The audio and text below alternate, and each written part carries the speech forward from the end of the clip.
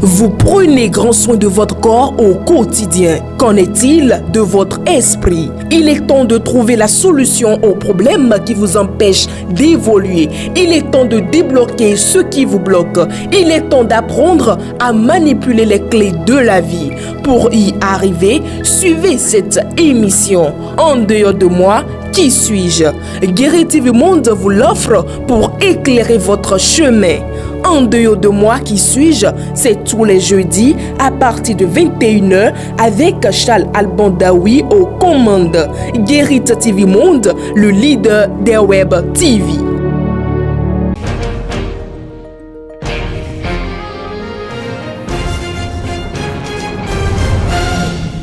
Vendredi 24 février 2023, amis internautes de Guéri TV Monde, bonjour. Le condensé de l'actualité internationale, c'est tout de suite et maintenant.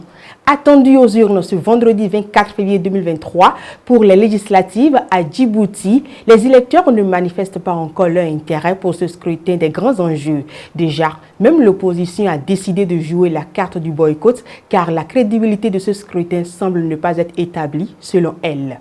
L'opposition dénonce une farce électorale. Seules 2 formations politiques briguent les 65 sièges en jeu, dont l'Union pour la majorité présidentielle. Sa victoire serait déjà assurée. Il n'y a pas de débat de fond pendant cette élection législative. Donc, il n'y a pas de projet politique, alors que l'hémicycle devait être le lieu des débats de par ses prérogatives. Donc, ici, il n'y a pas de proposition ni de contre-proposition. Regrette Kada Abdi Ibrahim, secrétaire général du parti politique Modèle. Les 230 000 électeurs djiboutiens choisiront les députés pour un mandat de 5 ans. Pour les analystes, les dés sont pipés d'avance.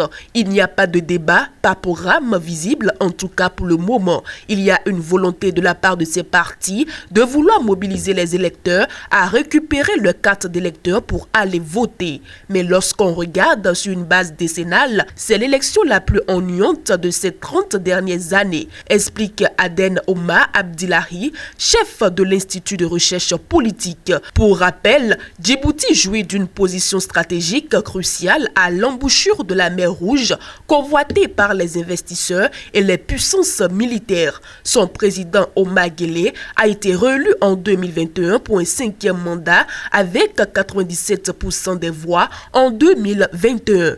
Nous parlons toujours élections dans cette édition. Samedi 25 février 2023, les Nigériens iront aux urnes pour la présidentielle et les législatives. Pour l'heure, beaucoup d'incertitudes gravitent autour de ce vote, notamment en raison de multiples pénuries. La commission électorale a même déjà alerté sur le manque de carburant, une réalité qui épuise les Nigériens au quotidien.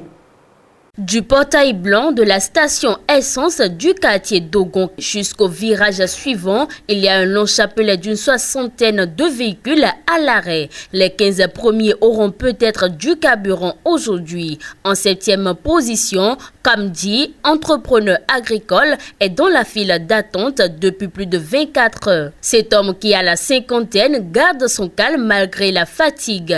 Nous étions là vers 7 heures du matin hier. J'espère qu'il y aura du carburant, que je puisse voyager dans ma région d'origine. C'est à environ 150 km. Il n'y a pas que moi. Nous devons y aller en famille. Si je n'ai pas d'essence, ma famille devra rester. Ils ne pourront pas voter. À moins de 100 mètres de la station essence, sans se cacher, des revendeurs écoulent le carburant 3 fois le prix officiel. Kamdi ne peut pas se permettre une telle dépense. Sa colère pointe dans sa voix. Rien ne fonctionne normalement. Vous gagnez votre vie, il faut quand même attendre pour avoir de l'essence.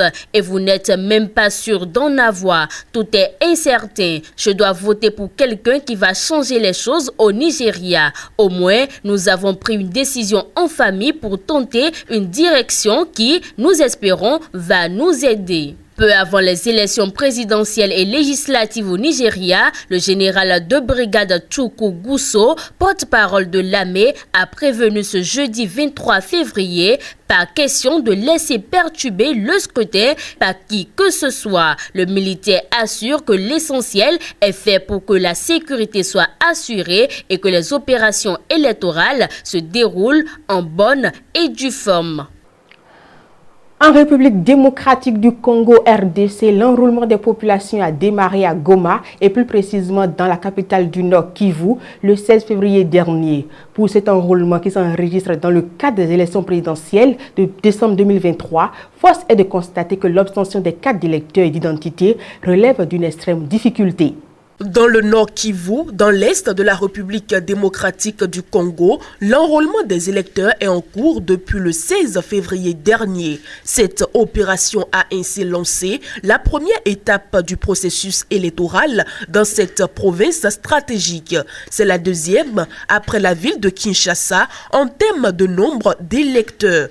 À Goma, les citoyens reçoivent leur précieuse carte de lecteur qui est aussi en République démocratique du Congo un document d'identité. Plusieurs agents de la Commission électorale nationale indépendante CENI ainsi que des policiers chargés de veiller à la sécurité dans les centres ont déjà été sanctionnés pour avoir monnayé l'entrée à des électeurs. Dans la capitale provinciale, c'est la bousculade et l'impatience devant les centres d'identification. Emmanuel vient ainsi pour le 3e jour consécutif dans l'espoir de pouvoir entrer au centre d'enrôlement de Mavuno, un centre-ville de Goma, comme la cinquantaine de personnes devant la porte. Une impatience qui entraîne quelques bousculades. Il faut noter que la carte d'électeur est en RDC un document précieux qui servira à fournir les futures cartes d'identité. Et pour finir, le chef du gouvernement malien accompagné d'une forte délégation est attendu ce vendredi 24 février 2023 au Burkina Faso. Au cœur de cette visite de travail entre ces deux présidents, les défis de la situation sécuritaire de leur pays respectivement menacés par le terrorisme. C'est une visite d'amitié et de travail, a précisé le Premier ministre malien Choguel Maïga à son arrivée avec une dizaine de ministres. Cette visite fait suite à celle des autorités de la transition du Burkina Faso au Mali et à la rencontre des ministres des Affaires étrangères il y a quelques jours à Ouagadougou. Selon le chef du gouvernement, le premier objet de cette visite est de présenter les condoléances du président de la transition, le colonel Assimi Goïta, et du peuple malien au peuple ami et frère du Burkina Faso. Il dit être venu pour soutenir le Burkina Faso, dont les forces armées ont été frappées par une série d'attaques terroristes. Pour le chef du gouvernement malien, cette période difficile que vit le Burkina Faso en ce moment est due à ces choix qui ne sont pas du goût de tout le monde. Avec les membres de sa délégation, une cinquantaine de personnes, dont plusieurs ministres, des séances de travaux sont prévues pour un partage d'expériences afin que chacun apprenne de l'autre, a souligné Choguel Maïga. Outre les raisons officielles de sa visite, les deux pays dirigés par des putschistes entendent consolider leurs relations face aux défis du moment, analyse le correspondant de RFI, Serge Daniel. Il faut préciser que les relations entre le Mali et la France sont mauvaises et ne sont pas au beau-fixe avec le Burkina. Cela peut être un autre sujet de discussion selon RFI. C'est sur cette information que nous refermons cette édition. Merci pour votre aimable attention. Bon week-end.